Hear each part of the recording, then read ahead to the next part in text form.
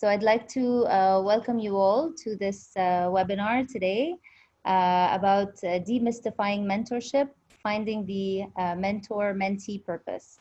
If we can please share the slides now. So mentorship has been an integral part of my personal growth and development journey. And today we're going to learn from the experts here who will tell us what mentorship is really all about. Of course, in our case as women, mentorship can help us, you know, take that closer step, just one step closer to that leadership position we're eyeing on to advance our careers. And it is really a responsibility. It's a mutual responsibility of both the mentor and the mentee. The mentor is really there to share everything that they know, their knowledge, their expertise, their network, to help the mentee with, you know, focused goals and building self-confidence. And it's truly an integral part of anyone's personal growth and development journey. So it's a success factor for both individuals and organizations. And we're going to hear more about that from the ladies here today.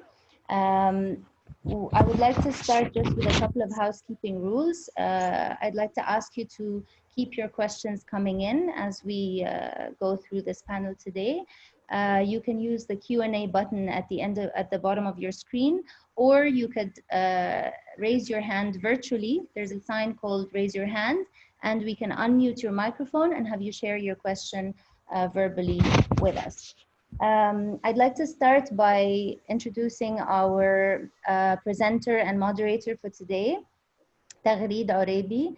Taghrid is a communication professional who comes with more than 14 years of experience working for multinationals such as BPG Orange, Ketchum Rad Middle East, and Asda BWC.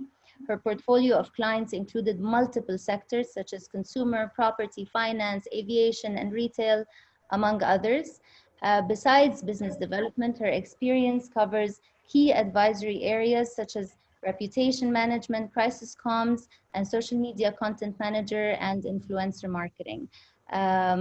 We are very pleased to have Taghrid with us here today, and I'd like just to add one word about how pleased I am to be partnering again with the Ameliorate group to bring you this session today. We really felt that this mentoring program they're going to present to us would be valuable and useful to our network and our followers. So thank you, ladies. So without further ado, I'll hand over to Taghrid now. Thank you, Samar. Hello, everyone. Before I start, please excuse any noise from the background. If my son comes in screaming, I'm sorry in advance, okay? So welcome to our webinar about demystifying mentorship, finding the mentor and mentee purpose. We're here today to understand what really mentorship is and how does it benefit the mentor and mentee, and how do we enroll in a mentorship program. So with us today is Melissa Schlimm and Simone Lawrence, the managing partners of the Ameliorate group and chief mentoring advocates for the Link mentoring program. Melissa and Simone together have over 2 decades of experience developing people and teams across a variety of industries, from the public to the private sector. They work closely with individuals and teams to leverage their strengths and transform behaviors to support career and organizational goals. And if I try to explain what the Ameliorate group and the Link does, I will not do them any justice. So I will hand over to them to introduce the organizations. But before I do so, I would just like to also know more about who is listening at the moment. So there's a very small poll that I would like you to take just to tell us your experience with mentorship, whether you were a mentee or a mentor. And while you answer this poll, I will hand over to Melissa and Simone to tell us more about the Ameliorate and the Link. So over to you, ladies. Thank you, Taghrid. Thank you for that very warm welcome. I can tell that you're in communications. You're very good at communicating the right message and introducing us in a really powerful way. So I'm Simone, the Simone half of Simone and Melissa and the Ameliorate group. And to ameliorate means to improve something or to make it better. And that is what we do at the Ameliorate group. We work with leaders, we work with women in the workplace, and we work with teams to ameliorate their performance. And we do that through executive coaching. We're both qualified executive coaches, and we believe that there's a lot more potential within these areas of the workplace that we can work with to bring out. And we also do that through learning solutions such as webinars, a lot of online learning at the moment, and of course face-to-face workshops as well. So we believe in combining training with coaching, and that's what really brings out the potential in people. And over to Mel to tell us a little bit about the mentoring program that we run together. Yes, you just heard us being introduced as Chief Mentoring Advocates of the Link. Hello, this is Melissa and the other half of Simone and Melissa. And basically what it means is that we dedicate our time to, or we volunteer our time to spearhead the Link voluntary mentoring platform. The idea is to connect people, women, with senior professionals who can help with guidance, with advice, and well, help in career progression. What we did in the last cohort, we had 97 mentor tandems. You will learn a mentor tandem is what we call a mentor and a mentee. And that means we had 194 signups, and imagine the power that we feel at the moment ending cohort number 7 of 194 happy people. It's amazing. It's one of the great things of doing the Link, I can really tell you.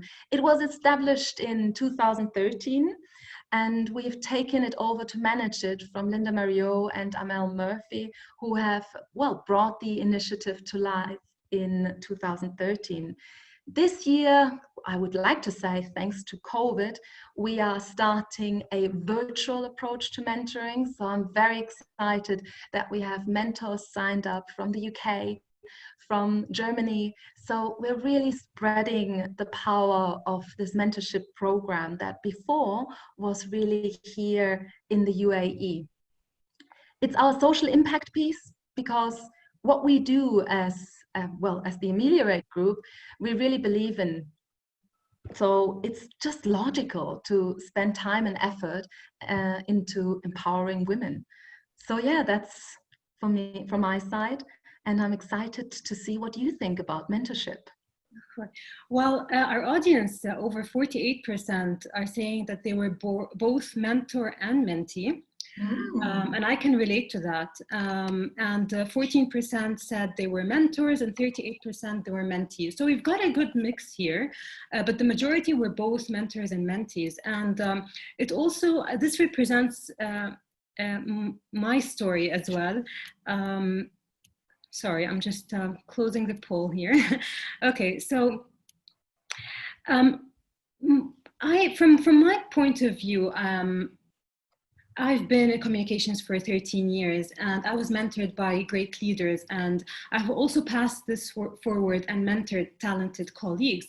And the way I saw mentors was both supporters and sometimes critics. My mentors were people I trusted and was able to be vulnerable with and share, whether professional or sometimes personal. And I know that some people might disagree with the personal part of sharing, but this is my experience, and I found that sometimes personal experiences affect your work and affect your performance, and it's very important that you find someone who you can trust and share both sides with. That person can also help you with your interpersonal skills. And but the interesting thing is that I never really labeled it as mentorship. Okay, maybe I saw it as a mix of coaching, advising, guiding, and sometimes even counseling or perhaps nurturing. So I believe that a lot of people would also confuse the term mentoring to coaching. So how do you define mentorship, and how do you differentiate it from coaching? Is it just a fancy word to explain coaching? It's not a fancy word to explain coaching. They do have a few very key differences, which we'll go into detail a little bit later in the webinar. But in a nutshell, the way I like to describe it is really that mentoring is more of a pushing mechanism and coaching is more of a pulling mechanism. So with mentoring, it typically is wrapped up in a lot more advisory services, a lot more kind of directive approach in terms of the communication that goes forward. So it's really somebody who's walked in your shoes prior and may have had experiences that you're now having that they can pass on to you. With coaching, it's not necessary that that coach has got the same experience as the person that they're coaching. We go into coaching with the belief that the person that's being coached has all the answers within themselves. And so we don't necessarily need to bring that expertise forward. And so that's loosely what the differences are, and we'll dig a bit deeper in a moment. And I think we can also say we see already two different versions of mentoring here on the screen, classical mentoring and cross-mentoring. And maybe with the explanation of that, it becomes a little bit clearer. Classical mentoring is when we have a senior person who shares their knowledge, their experience, their what would I do or what did I do in the past with someone more junior. And cross-mentoring is when you take two individuals from different organizations, but maybe the same industry, and they help each other out with the same thing, with advice, with guidance. We have many more different versions of mentoring. We have reverse mentoring, where we have the young person providing insights to the more senior person. And that is in the case, for example, with social media. And social media, the younger generation is much better than the more senior one. So there is different areas where we can tap into knowledge, into advice to help us out. And peer mentoring is really when within an organization, on the same level, you help each other out with knowledge. And that could literally be within the organization. We see also the informal mentoring and group mentoring, and informal would be around, we have not a clearly set structure around being mentor and mentee, being a mentor tandem, but it is what we do. So like your go-to person that you ask questions to, that could be your mentor, the go-to person for advice on your career. That is an informal mentor. And group mentoring, as the word says it, it's when one mentor sits together with a group of like-minded people who need advice on the same situation. And then in a group setting, the mentoring takes place. So there are situations where you can have more than one mentor depending on your needs, right? Yes. Okay. Yes. Absolutely. In fact, I would say it's recommended. So depending on what the goal is of the coaching, of the mentoring, different mentors for different purposes is really valuable. But how do you select a mentor? I mean, do you wait for a senior representative of your organization to suggest a mentor and a program, or do you make this choice based on your comfort with the person? How do you select a mentor? I would say it depends on where this whole mentorship takes place and what setting it takes place. So, for example, within an organization, I would pick my mentor based on what I need. So one of the main things that we want to consider when we select a mentor is, what am I actually trying to achieve here?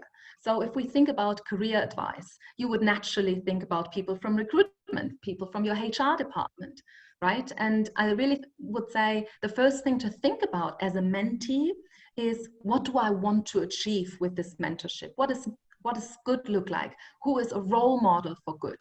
Who do I know in my organization, in my people environment, who I aspire to be? And that is the person you want as your mentor. Okay. Absolutely. So I'm sure that from all these different types of mentoring, there are multiple benefits. So what would you say are the benefits of mentorship to both the mentor and the mentee as well?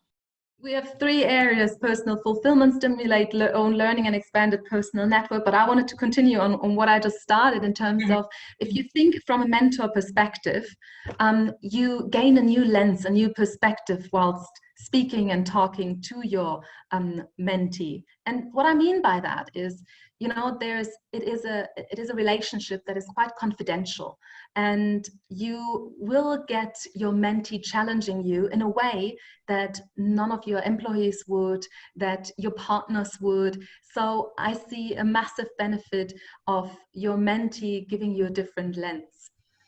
And, you know, the personal fulfillment is a big one. I mean, I have mentored quite a number of people so far, and it is amazing when you see all the fruits of your advice and how it really comes to life in a different person. And, you know, also your awareness of, oh, hang on, I gave that insight. That's an amazing feeling that you get. It's a very rewarding situation and job, I would say. And also when you think about your own learning in terms of how do I bring my points across? Am I being that sharp communicator that I want to be? Am I managing my mentee when I'm criticizing what she is doing? Am I doing it in a good way? Is she feeling empowered afterwards? So I see a lot of own learning happening from a mentor side. And you also see here the opportunity for self-reflection, which I really see in terms of, you know, this is a way how you can proceed with the advice that you are giving. This is one way. And what's the exciting thing, your mentee will always come up with new ways that you would have never thought of.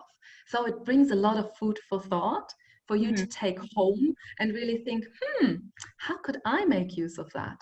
And well, we have an expanded personal network as a key benefit, but that was really from the sides of the mentor. And when you turn it around now for the mentee, I would really see learning through other people's experiences.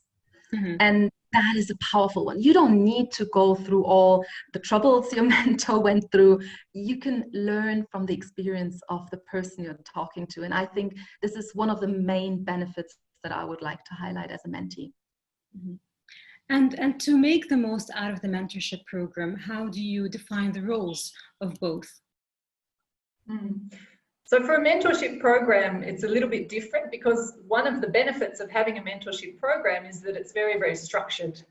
So people come into it with the guidance of Melissa and myself, understanding what is expected clearly from the mentee, what is expected from the mentor. There's paperwork that they need to fill in, agreements that they need to come to, a structured process that they follow throughout that 9 months.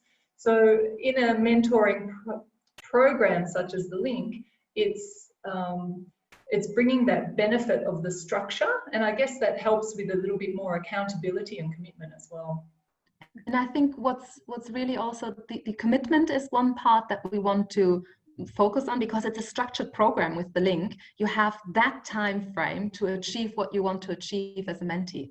So I think that's a massive benefit also, to be time bound and not like have a very vague idea of where you're going. So we touched earlier on the differences between coaching and mentoring in a light way, and here we can have a little bit of a deeper dive into what specifically some of those differences are. So if we look, example, at the top of our slide there, we can see payment, and really not always, so there's no hard and fast rules here, but typically a mentorship won't be a paid engagement, whereas a coaching assignment will be. Certainly in the example of the Link mentorship program, it's 100% voluntary, so there is no payment that takes place there. The role, we've explained a little bit the differences in terms of the push and pull mechanisms.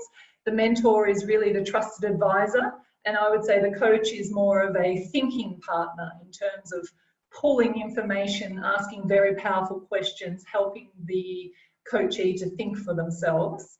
With the education side of things, a coach will have done some very formal education around the coaching process and how to get the most out of the coachee. The mentor may not have had formal education in mentoring. Depending on whether it's a formal program or an informal arrangement, they may or may not have had that education. The number of engagements and the time frame is usually longer with a mentorship. So with the Link, we do a 9-month mentorship program. And I mean, some people have the same mentors for quite some years, actually. With coaching assignments, it tends to be more of a short, sharp acceleration program, I would say, to really transform behaviours over a shorter period of time. Again, it's not always hard and fast, these rules, but these are kind of the guidelines that are there. And I think the main thing is really the relationship can be a bit more personal in the mentoring space. You mentioned that earlier, Taghrid, around sharing personal stories. Coaching certainly gets personal as well, but it's the coach's responsibility to stay quite neutral in that relationship. So that is a key differentiator. And yeah, I think that's really it. Would you add anything there, Mel? The only thing I would add is that you would rarely hear from a coach an opinion or a statement, like a personal statement or personal experience. A coach will always, as Simone said, stay neutral, whilst your mentor will do exactly that. Here's my opinion, and this is what you could be doing, right? Thank you. Yeah. Totally agree. And then, so I refer to the mentor as somebody in your support crew. And when you take on a mentor, you're taking on like a whole team of people. Think of it as a whole team of people, not just one person. So the mentor plays many, many different roles. And we can take you through those roles now. So we've talked about trusted advisor at number 1. Trusted advisor is the person who has walked in your shoes before you, and they're really going to share their experience with you. It's very similar to point 2, which is the role model. And the role model is somebody that the mentee may aspire to be like. So for example, like Taghrid, there's an experienced communications professional. She may be a role model for some junior graduates that are coming out of communication degrees. The thinking partner, this is really important because sometimes just having somebody sit beside you while you work through a problem is all that we need, and it helps to bring in different perspectives. So a mentor's role is to really help that person think from different perspectives. A supportive guide at number 4, that's really around encouragement. You know, what is it that they need to keep going? I mean, especially in recent times, you know, there's been just so many challenges, and different people have different levels of resilience. And sometimes we just need somebody to say, come on, you've got this, let's keep going. Or, you know, a shoulder to cry on, even if that's what's required. So a supportive guide is providing that guidance, providing that support. The sounding board is really, you know, we all have thoughts, we all have feelings, and we all have hopes and dreams. And sometimes we need that sounding board to bounce them off as like a bit of a reality check. We really sometimes need just those listening ears. I mean, quite often we don't need somebody to come and give us advice or give us solutions to our problems. We actually just need somebody to talk to about our problems, and somebody impartial. That's why the mentor can be really valuable from a confidentiality perspective as well, because it can be somebody different to the line manager, for example, especially in a cross-mentoring program such as the Link, where the mentor will typically be somebody from a totally different organisation. And then, of course, there's the networker. So the mentor really provides access to the mentee to open up their own personal network. So, you know, this is one of the huge benefits of being a mentee, because you get access to not only your mentor, but all the people that that mentor knows, and you're able to tap into their wisdom as well. And so you're gaining not one, but multiple resources. And at position 7, my favorite, the challenger. And we get this feedback all the time at the Link mentoring program, that one of the most valuable assets of having a mentor was that they challenged me. What I mean by challenge is, you know, we all think we've got one way of going about doing things, and sometimes we can't see for ourselves that what we're doing might not be the best approach. And so the mentor can really help to call out and to give us some constructive feedback so that we can see things within ourselves that we didn't see before. And based on our experience, that is really, really valuable for the mentee, and it really helps to move them forward. So when you take on a mentor, you're not taking on one person, you're taking on at least 7 personas within that one person, and who would not do that for themselves? That's what I always ask. I think the challenger part is very, very important, and I experience this a lot. And this is how my mentors have pushed me to perform better. Yes. They challenge me to think differently. They challenge me to take on a new project. They challenge me to work with people that I might not be comfortable with. So they challenge you to get out of this comfort zone, and this is what develops you, I guess. Absolutely. This is where the growth comes from. And this is what we need, whether we're aware of it or not. Yeah. And I think the reason why we explain and elaborate so much around what the mentor does, because I mean, whether you want to be a mentor or a mentee with the link, we take you.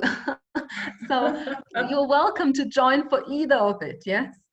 So when we talk so much about the mentor, it's not from the perspective of we want you to become a mentor, but it's really from the perspective, if you decide that you want to be a mentee, this is what you get.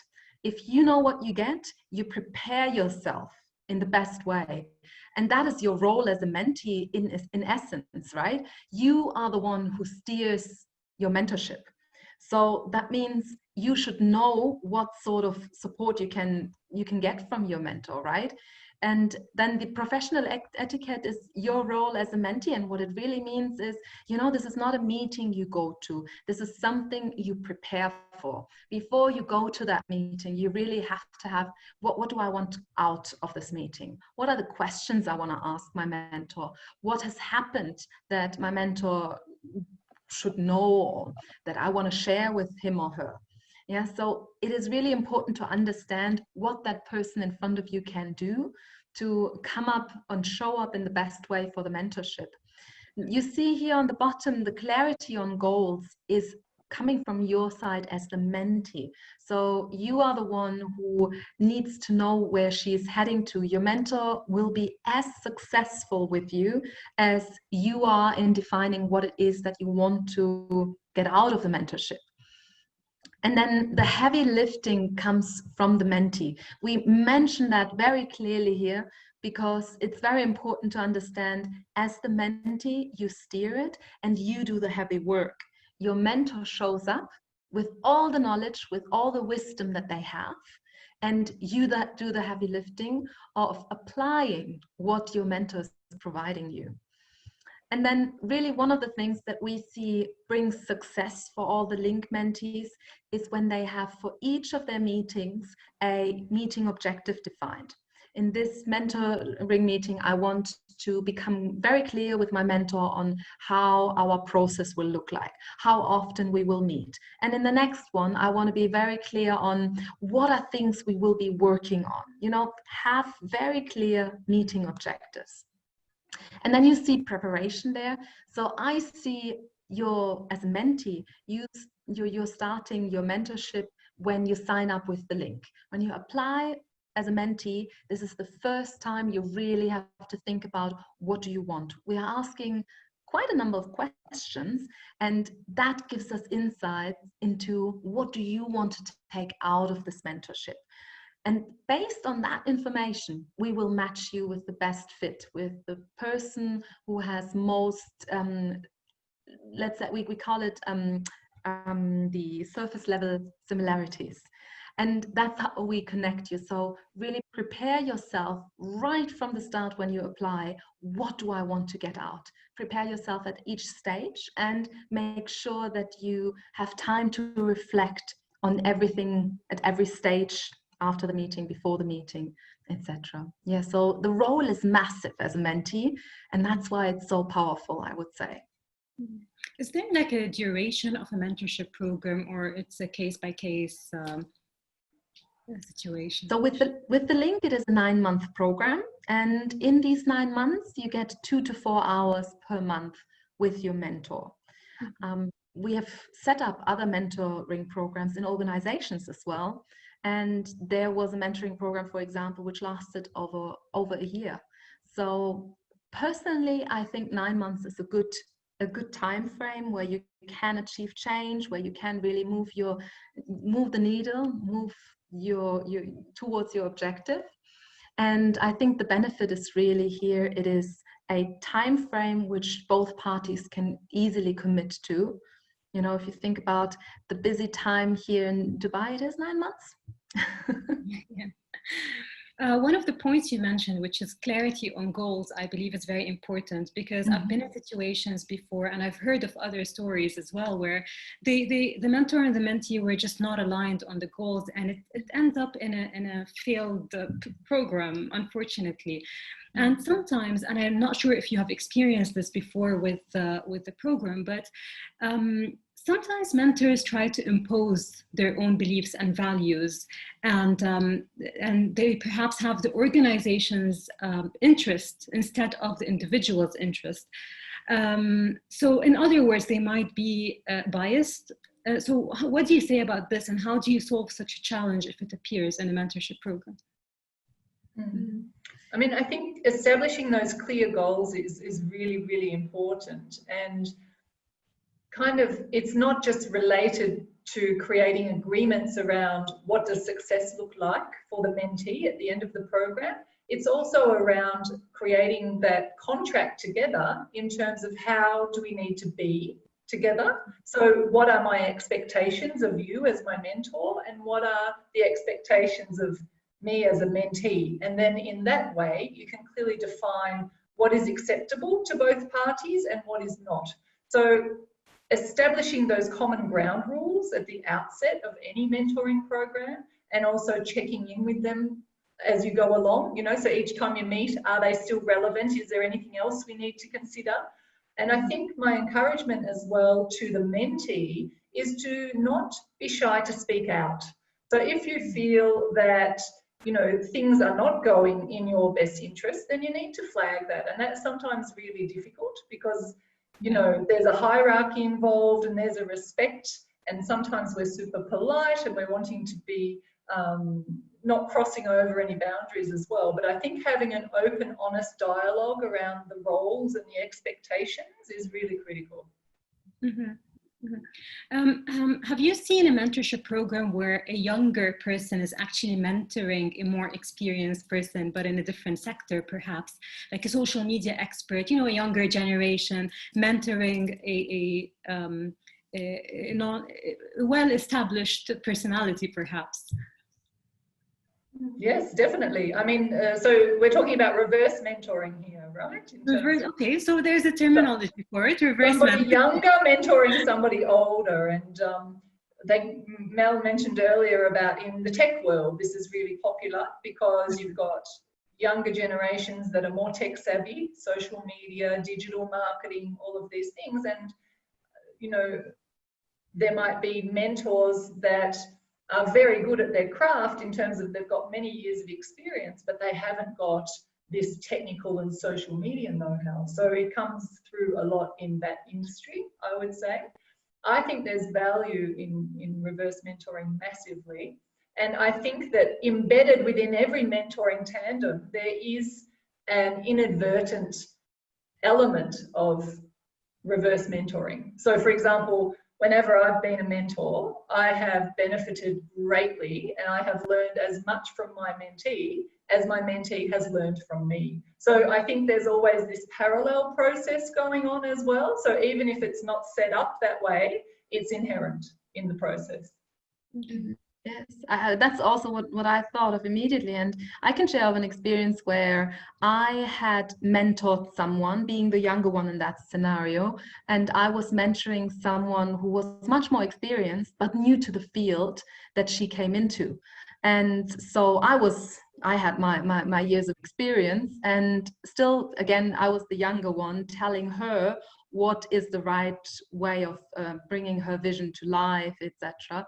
So I think really today's world, age is again nothing but a number, because there are so many things we can learn from each other, and it has nothing to do with how old we are or how many years of experience we have, but how deep our knowledge in a certain topic is. So yeah. Sorry, I'm going to take a step back and also ask one thing. So you mentioned the role of a mentee and roles of mentor, but what is, from your perspective, one quality that each mentor and mentee should have? So like you might say discretion or honesty, or, you know, what is one quality you think is very important? Who goes first? Who goes first? You go first, please. I'll go first if you like. I would say, well, it's very hard to pick one. If I have to pick one, I would say love of learning is my favorite. Like just that enthusiastic openness and that approach to really wanting to want more for yourself. so funny. I wanted to say curiosity, so I'm going to pick something else, and I'm going to pick the perspective, which goes in the same direction. But I really feel if you're not open like a parachute to learn and to listen and to hear of what this wisdom is, what the wisdom in persona is going to say to you, I think you're going to miss. And that is for both sides, because if the mentor is not very open in terms of what is really the issue and doesn't start into being biased or perceive things that he or she wants to see in the person, then they are going off the tangent. So I really think what Simone said, I have to kind of paraphrase. It's curiosity, it's openness, be a parachute. Okay. Yeah, because, you know, we play that role of the challenger. There's also the challenger that's coming in. So sometimes you might not like what you hear, and that can be tough, right? So if you haven't got that quality of like taking it from a learning perspective, then it can be quite challenging to take on board at the same time. I think your point, Taghrid, in terms of honesty is also very important. Ethics. And I mean, you both have decades of experience in mentoring, but from your experience working in the UAE specifically, okay, or in the, let's open it up a little, in the GCC region, what are the top things that you see mentees look forward to as well from a mentor? Career advice. Okay. I think top is career advice. And right after career advice, I think it goes in the same direction, but, you know, what am I going to do next? And that is not necessarily in terms of your career, but in terms of your life. Moving out of the UAE in this case could be something. So I think it's really the career that most people are looking for, what I've seen so far. Okay. Yeah.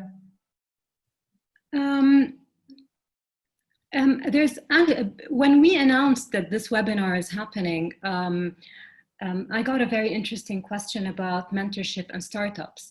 So I think if Simone and Melissa, you have any experience to share with us when it comes to startup, or I would like to also invite Samar from She is Arab to share her experience about mentorship in startups, because when you're a founder of a startup, you're looking for guidance in the business world. So from a perspective of a founder of a startup, Samar, what do you say about this? How does mentorship differ in the startup setup? Sure, thank you very much for this question. Actually, I would invite any startup founders to look out for incubators and accelerators out there. There's so much support that's being extended to startups. In fact, we were lucky as a co-founder of She's Arab, we had applied to In5 Tech, which is an incubator by TCOM, so it's supported by the Dubai government. They have 3 different incubators actually, one for technology, one for design, and one for media. And by applying to these incubators, you actually have access to mentorship sessions with a number of different experts, and you can even specifically request support in certain areas of the business, and they will ensure that you're matched with somebody to support you with that. So you name it, pricing, PR, social media, a lot of support from there. There are also other incubators that we have interacted with as She is Arab, and that is Shira in Sharjah. And they have an excellent structured mentorship program.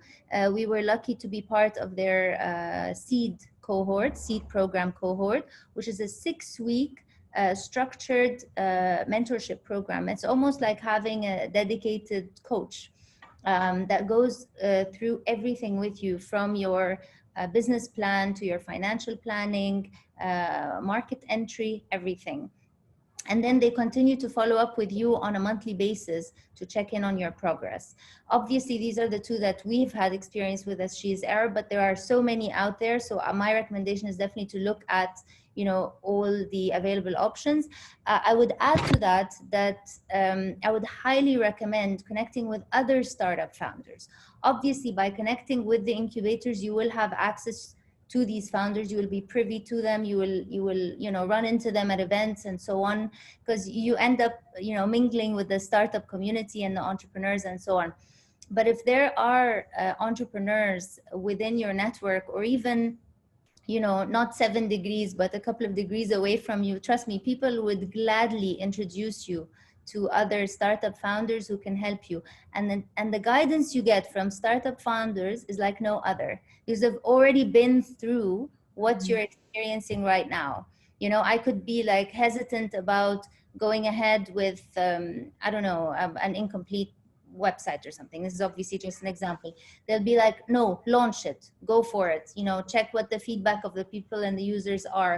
So you'll get a completely different perspective from people who have done it before. I remember we were obsessing, Noah and I, about the business plan and perfecting the business plan, and back and forth changing things. And then when we talked to our network of startup friends and the community, everyone was like, you know what, just go, just do it. You don't have to wait. So it's important to also identify, trustworthy startup founders that you can connect with and learn from. So these would be my 2 recommendations. And I think at this point, Taghrid, we have actually a number of questions if you'd like to. Yes, we do. We have a number of questions, but I wanted also to ask the attendees to perhaps share an experience. Perhaps you have an interesting story about your mentorship experience, something inspiring, challenging, whatever it is. So please, if you have any story to share, you can just raise your hand, as Samar said in the beginning, and we'll unmute you. Sounds very weird, unmute you. It is a strange term, isn't it? Unmuting. It is. And I think we got a couple of expressions of interest in the link program already, which I think is amazing. So amazing. And actually, I wanted to add to what you were saying, Samar, because when we first started out with the taking over of the link, we were originally orienting the program at young female career starters or graduates. And what we found was there was actually increasing interest from women that were a little bit more mature and that were perhaps making a transition in their career from leaving the corporate world to doing their own business. And so I thought that was quite interesting, that there is, particularly in this region, quite an appetite for support within that frame. Yeah. There is, you're absolutely right. I think people here are pretty generous with their time, and there is this appetite, because I think besides also wanting to enhance and grow this ecosystem for entrepreneurs, there is specific focus also on the women entrepreneurs, and and everybody's willing to help. And I'm not saying you need to look out just for fellow women entrepreneurs to ask. In fact, I also recommend that you connect with male entrepreneurs, and their experience as well is equally valuable, I would say. And we have another question that has just come in, I think, Taghrid. Yes, and Sunita would like to. Sure, so let's unmute Sunita. Go ahead, Sunita, please. Hi, everyone. Can you hear me? Yes. Yes, we hear you. Hello. Hi, Simone. First of all, I'd like to say your office is just unbelievable. Thank you, Sunita. We're pleased you like it. It's fantastic. I've had some mentorship through Aramex, and I found it very, very useful. Actually, it was at a time when I was feeling a bit low and needed that inspiration and energy from a mentorship, and to guide me focus my challenges, with other colleagues and other situations in a positive manner. So I definitely valued it very much and found it very productive, and helped me be more energized and think about solutions, in a way that would drive my career forward, as well as my visibility in the organization, and not to focus on the smaller things, but just help myself, rather than just focus on all the things that are going around, which I wasn't happy with, perhaps. So, and people are How long not was your generally. mentorship? Sorry? How long was your mentorship, Sunita? It wasn't too long, and I really missed it, actually. It was for, I think, just about 3 months, if that. Oh, that's a good chunk of time still. Awesome. Yeah, but it was not that often. It was, I would say, every 3 weeks. But isn't that interesting that it's long enough to have made a difference, you know? So coming back to the question earlier about what does the length of time, what is the optimal length of time? Well, I mean, that's really in the eye of the beholder. Yeah, but I agree that 9 months is a very good time to drive the change and make the change in yourself a permanent one, because you forget things very easily and you can get back into it, and you have to remind yourself about, you know, certain strategies. But 9 months, I would say, is probably a very good time. It's a good time. And quite often we have people at the end of the 9 months saying, can I continue? You know, or can I mean, of course, people sign up again. We've got mentors in the program that have been in there for like 6-7 years, you know, so they take on a different mentee each year. But we do have specific requests where, oh, we're not done yet, you know, we want to stay together as a mentor and a mentee. Because sometimes it really depends what success looks like. What is it that they're working on, and how long does it take to get there? Yes, absolutely. And I also asked for my mentorship to continue, but unfortunately that didn't happen, because obviously, you know, there's a financial aspect to it, and that was basically a shame. But I also wanted it to continue, and thought that if this continued for a bit longer, I would see much more value. beneficial change. Yes. So what's next? Join the link. I'm much more subtle. I'll get Simone's office next time. Exactly. Oh, thank you so much, Sunita, for sharing this experience. Yeah, thank you all. Thank you. So we have a couple of questions, Melissa and Simone. So the first one is, can you talk more about how to take part and be part of the Link mentoring program, please? And how is the matching process done between the mentor and mentee? You take the first, I take the second, Sam? Sounds good. So how is it done? We take an annual intake of mentors and mentees. We're currently recruiting for both. So you go to the website with the link, which we will share with you, and you undertake a survey there, and we use that for the matching process, which Mel will elaborate on. So during the months of June and July, we will be taking registrations for cohort 8, which will kick off in September 2020. So towards the end of August, we will do the matching process, and mentors and mentees will be matched together. They will be notified, and off you go as a mentoring partnership. And then we provide opportunities for you to have like an orientation. So Melissa and I, our role is to develop the skills of the mentor. So as we said earlier, it's 100% voluntary experience. We volunteer our time to develop the skills of the mentor, and the mentors volunteer their time 2 to 4 hours per month to develop the skills of the mentee. And the mentees can only be women. The whole program is designed to accelerate the careers of women. The mentors can be senior male or female executives that volunteer their time in support of advancing a young woman's career, or a more mature woman who is transitioning as well. So we don't have rules around who can be a mentee. It's really around, do you want support with your career development? Are you a woman? Then go to the website, do this survey, which takes between like 15 and 20 minutes, I would say. And then it's from that information that we use to match up. Yeah, and the matching is literally, we look, as I said earlier, for surface level similarities. So that means we look, what is the knowledge that the mentor has? What is the knowledge that the mentee is having? And would they fit? Would they be a cultural fit? Would they be a background fit? Would they be a fit in terms of their education? Have they got, what are surface level similarities that we can see? And then another really important and crucial criteria is, what do you want to get out of the mentorship as the mentee?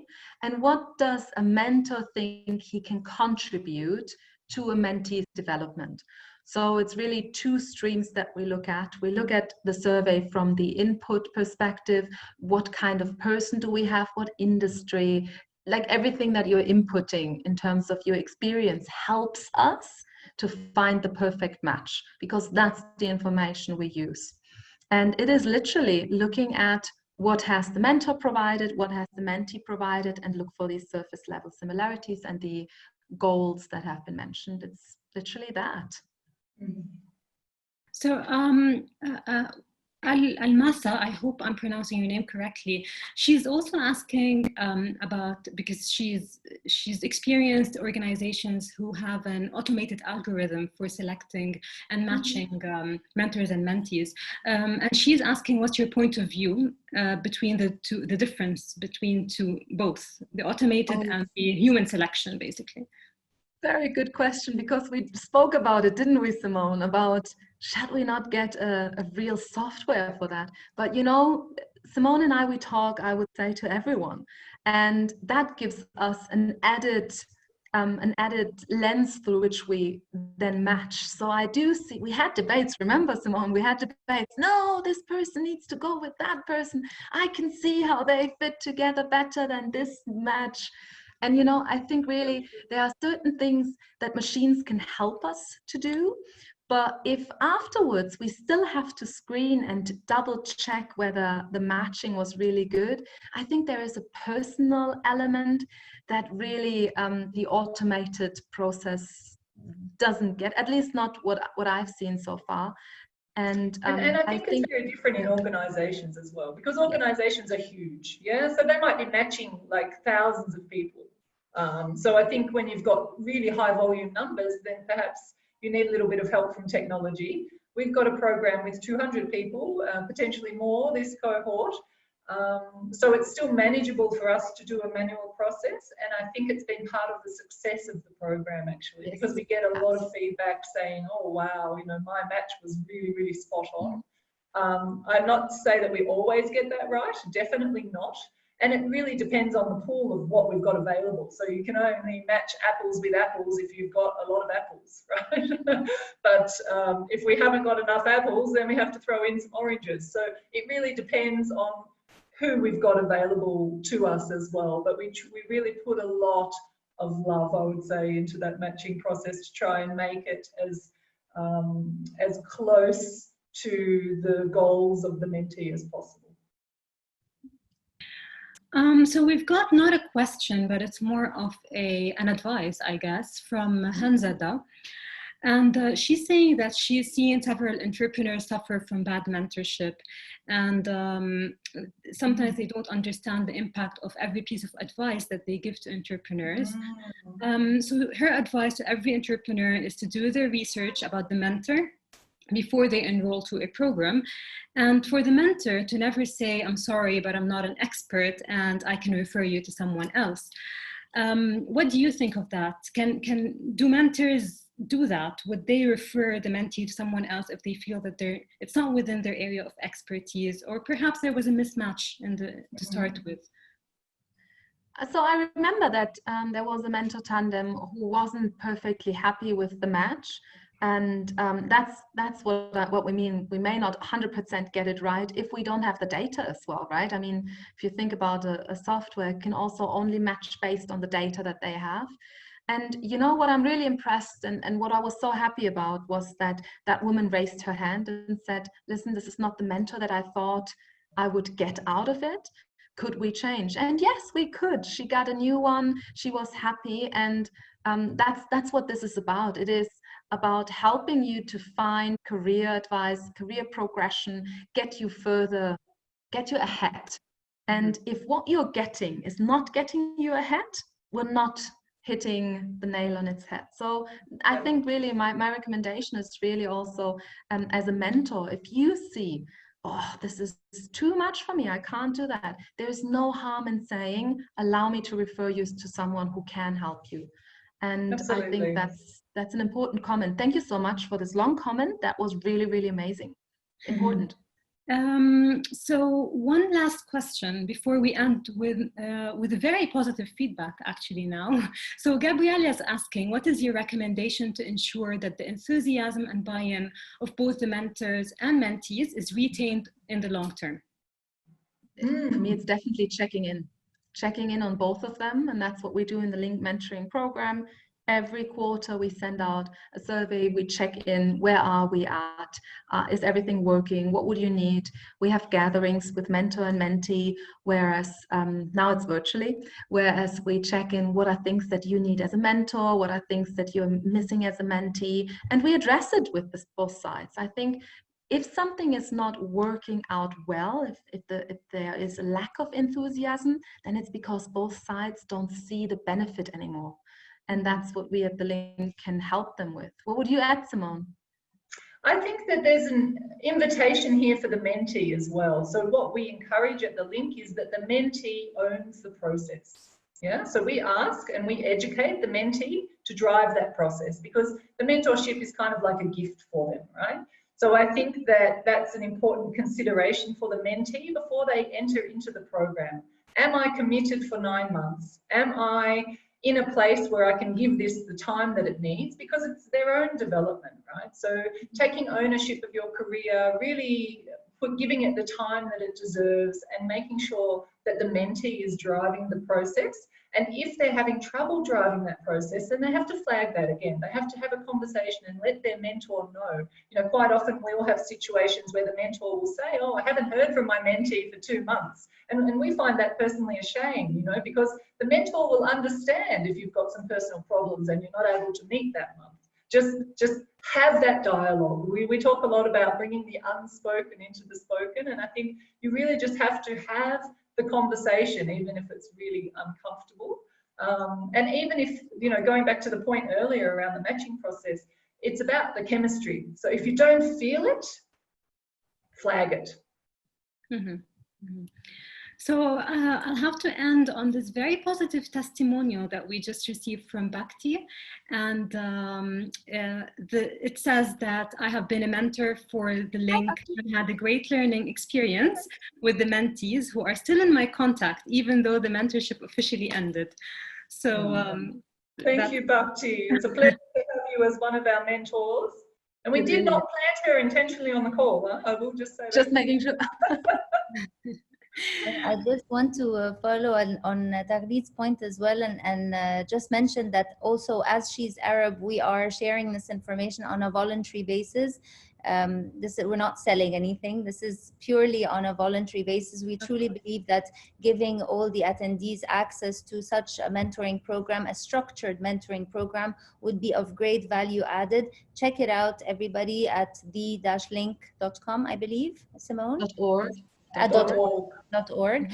And I would just like to mention one thing, because we got some messages while you ladies were discussing. It's true, the video was inaudible for the audience, so my apologies for this technical glitch. We will include a link to the TED Talk, to the video that was included, in a follow-up email, along with the website of the Link program, to help you find the application process and details. And anyway, this video will be available on She is Arab's YouTube channel, so you can always go back and check it out in case of interest. So just wanted to thank you ladies all for being with us today, and Taghrid for a wonderful moderating job. If you'd like to say any last words as well. Well, I would like to start by apologizing for the technical glitch that happened with the slides. And thank you so much for the rescue. You came in and rescued the webinar. But thank you, Melissa and Simone, for taking the time to share with us your knowledge and experience about a very important topic, especially here in the region, and for providing us with a platform that allows us to pay it forward to mentees. I believe understanding the role of a mentor and a mentee allows us to experience it with a more structure, because as I said initially, my experience was informal, and so are others' experience as well. So this puts more structure to it and more depth, and it helps us make the most out of a mentorship program. Brilliant. And I would like Adding to Samar's point, I would like to salute you for running such a program in the region, especially that it's on voluntary basis, and all the mentors are investing their time and effort for just the benefit of the community and for women in the region. Yes. And for all the attendees, thank you for taking the time to attend and share your experience, of course. Whether you're a mentor or a mentee, we encourage you to sign up to the link, and the details will be, as Samar said, will be sent in a follow-up email. If you have any further questions, would like to take part in the program, all the details will be in the email. Wonderful. Thank you very much for having us. It's been a pleasure. Thanks for having us. All the best. Take care. Bye. Bye-bye.